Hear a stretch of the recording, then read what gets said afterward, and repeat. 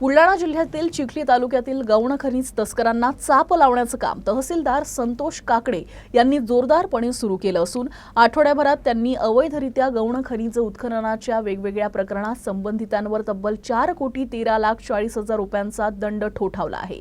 त्यांच्या या कारवाईमुळे अवैधरित्या गोखनिजाचं उत्खनन करणाऱ्यांचे धाबे चांगलेच दणाणले आहे। चिखली तालुक्यातील मौजे भोकर येथील सरकारी ई क्लास गट नंबर 179 मध्ये प्रशासनाला जवळपास 1000 ब्रास मुरुम उत्खनन केल्याचं आढळून आलं होतं।